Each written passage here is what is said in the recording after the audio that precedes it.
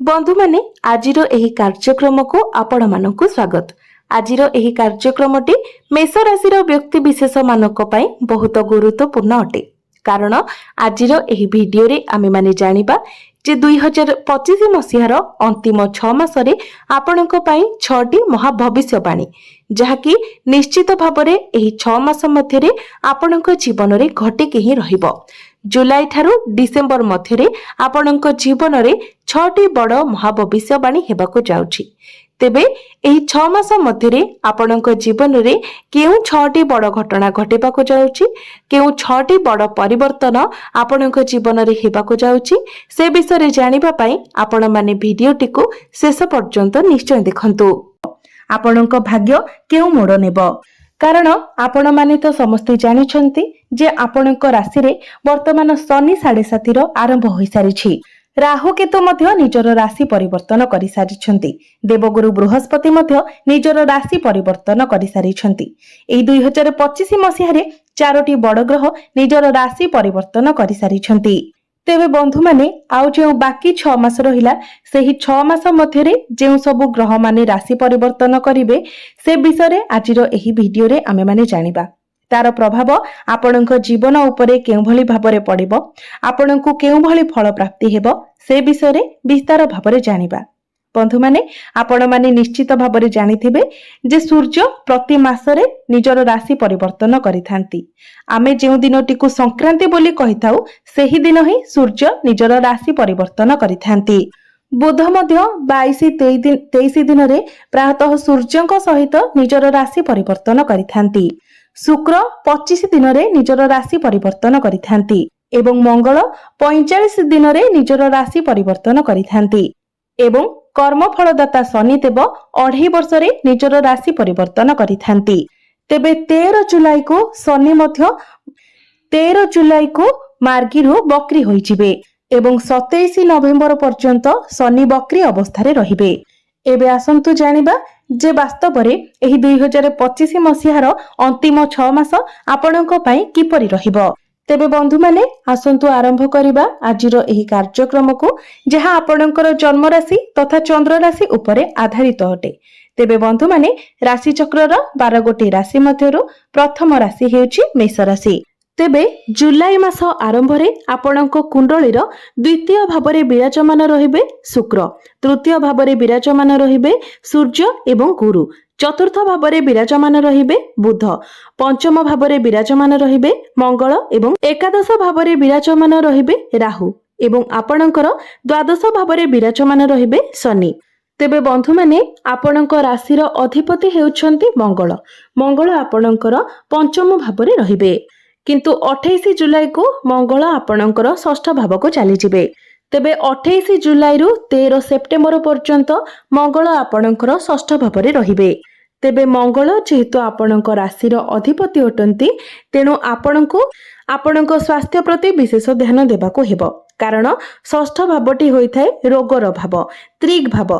तेणु मंगल जेतेबेले आपणकर षष्ठ भाव रे रहिबे तो आपणकर इम्यूनिटी सिस्टम डाउन होई जिवो। आपणकर स्वास्थ्य को नेकी टिके खर्च मध्य अधिक हेबो कारण मंगलंकर दृष्टि आपणकर द्वादश भाव उपरे मध्य रहिबो। किंतु 13 सेप्टेम्बर को मंगल आपणकर सप्तम भाव को चली आसीबे तो 13 सेप्टेम्बर परे आपणकर स्वास्थ्य बहुत भल रहिबो। किंतु मंगल आपणकर सप्तम भाव रे रही आपणकर प्रथम भाव को देखिबे जहा फल रे आपणक मध्यरे टिके अधिक क्रोध देखा देबो, आपणक मध्यरे एग्रेशन देखा देबो। तो आपण निजर क्रोध, निजर एग्रेशन, निजर टेम्परमेंट उपरे टिके कंट्रोल करंतु। तेबे 28 अक्टोबर को पुणी मंगल आपणकर अष्टम भाव को चलन करिवे। तेबे 28 अक्टोबर परे आपण ऋण, रोग एवं शत्रु उपरे विजय लाभ करिवे कारण मंगल निजर राशि रे प्रवेश करिवे एवं विपरीत राजयोगर निर्माण करिवे। तो आपणक जीवन रे पूर्वरु जहा किछि समस्या चलीथिला से सबु समस्या दूर होई जिवो। तेबे बंधु माने आजिर वीडियो रे म आपनकु 6टी भविष्यवाणी विषय कहबाकू जाउछि जहाकी एही 6 मास भितरे निश्चित भाबरे होईकी रहिबो। तो बंधु माने आपण माने तो जानते आपणकर शनि 7.5 चलीछि तेबे 13 जुलाई को शनि बक्री होइजिबे एवं शनि जतेबेले बक्री होइजिबे तो शनि सेतेबेले आपणको एकादश भावर फल प्रदान करिवे। तो 13 जुलाई परे आपणकर चाकरी रे आपणकर स्थान रे किछि परिवर्तन होई पारे। चाकरी क्षेत्र रे आपणकर प्रमोशन हेबार मध्य अधिक संभावना रहुछि।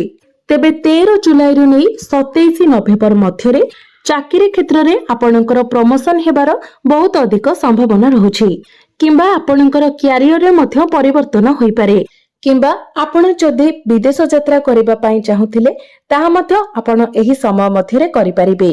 तेबे एही बक्री शनि आपणक मध्य रे ओभर थिंकिंग देबे, नेगेटिविटी मध्य देबे।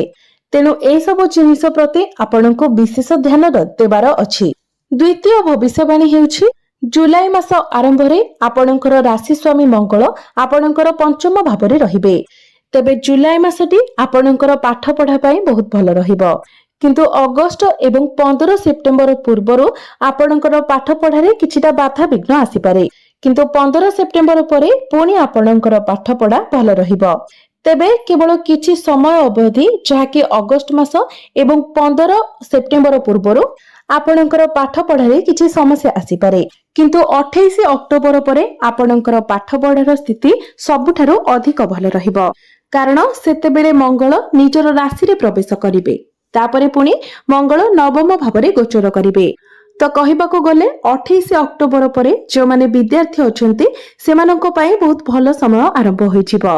पाठ पढ़ारे आपनको बहुत भलो रिजल्ट मिलिबो एवं पाठ पढ़ा रिलेटेड आपण जहाबे किछि डिसिजन नेबे सेथिरे आपण सक्सेस मध्य हेबे। एबे आसंतु जानिबा तृतीय भविष्यवाणी विषय रे। तेबे बंधु माने 15 अगस्त रु 15 अक्टोबर मध्यरे जदि आपण गवर्नमेंट रिलेटेड किछि एग्जाम देउछंती तो निश्चित भाबरे सेथिरे आपण कृतकार्य हेबे किंबा जदि आपण गवर्नमेंट सर्विस करूछंती तो सेथिरे मध्य आपनको बहुत अधिक सफलता मिलिबो।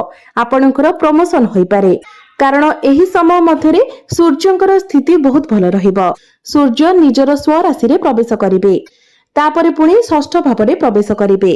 तो एही समय मध्यरे निश्चित भावरे आपनको मान सम्मान प्राप्ति हेबो एवं चाकरी क्षेत्र रे प्रमोशन हेबार मध्य जोग बनिबो।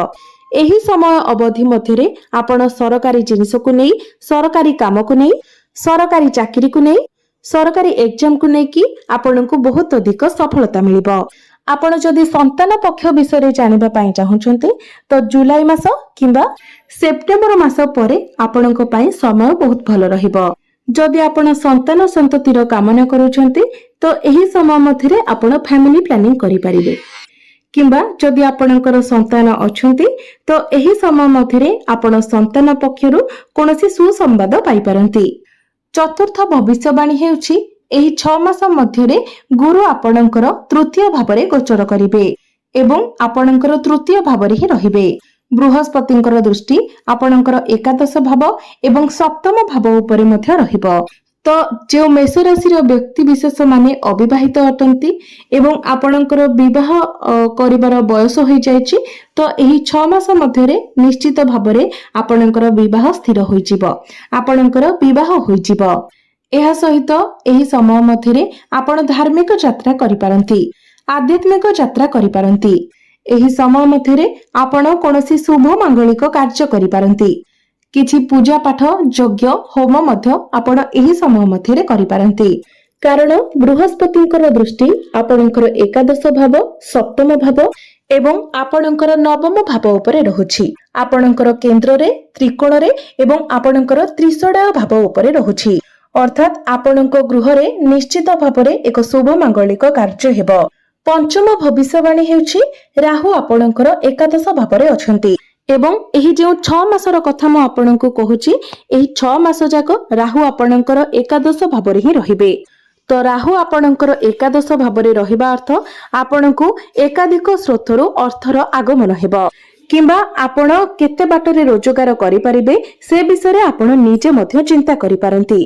जदि आपण कोनोसी कॉर्पोरेट रे काम करूछंती, कोनोसी नॉर्मल प्राइवेट ऑफिस रे आपण काम करूछंती किंतु ता सहित आपण किछि एक्स्ट्रा इनकम सोर्स विषय मध्य चिंता करिवे।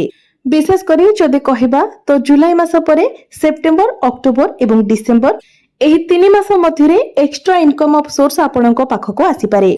रेंटल इनकम मध्य आपणक पाखक आसीपारे।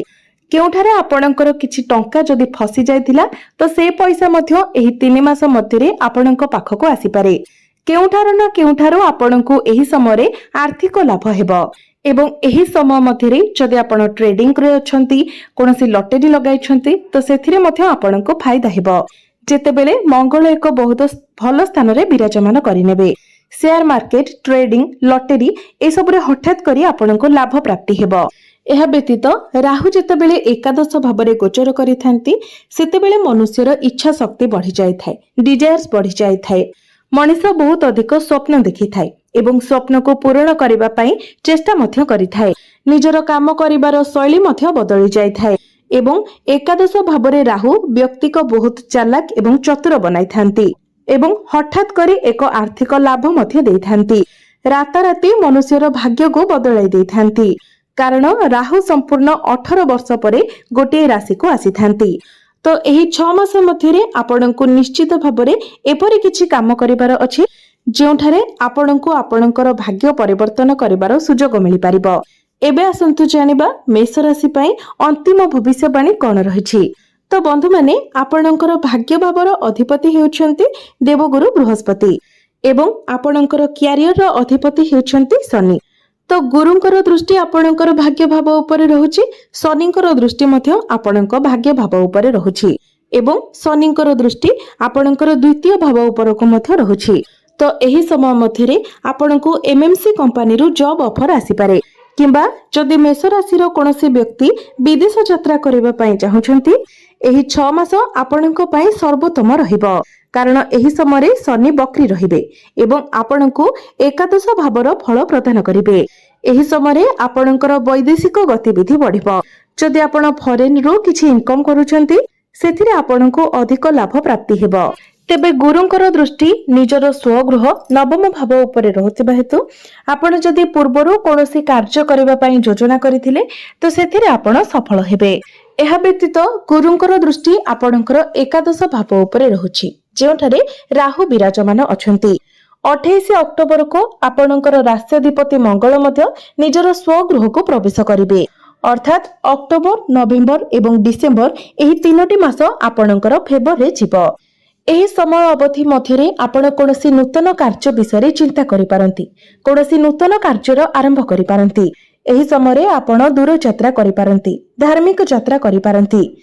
भ्रमणर जोग आपणक पई बनिबो किंतु जेहेतु आपणकर शनि 7.5 चलीछि तो आपणक कुंडली रे शनिकर स्थिति जेमिति भल रही थाए एहा हेउछि सबुठारो गुरुत्वपूर्ण कथा। कारण जदि आपणक कुंडली रे शनि खराब स्थिति रे थांती तो एही समय मध्यरे आपणक मध्यरे बहुत अधिक शंका देखा देबो। आपण बहुत ओवर थिंकिंग करिवे, डिप्रेशन रे रहिबे, आपणक ऊपर को बहुत अधिक रेस्पोंसिबिलिटी आसीबो। आपणकर बाणी उपरे नियंत्रण रहिबो नाही, आपण किछि भूल बाटरे मध्य जाई पारंती। एहा व्यतीत आपणको आपणक निज लोक मानक ठारू धोखा मध्य मिलिबो। तेणु जदि आपणक कुंडली रे शनि खराब थांती तो एही समय मध्यरे एभली किछि जिनिस आपणक सहित घटी पारे कारण दीर्घ 30 वर्ष परे आपणक कुंडली रे शनि 7.5 लागिछि किंतु जदि आपणक कुंडली रे शनिकर स्थिति भल थाए तेबे एही समय मध्यरे शनि आपणको बहुत अधिक शुभ फल प्रदान करिवे। तेबे बंधु माने 2025 मसीहार अंतिम 6 मासरे निश्चित भाबरे आपणक जीवन रे एही 6टी बड़ घटना घटिबो।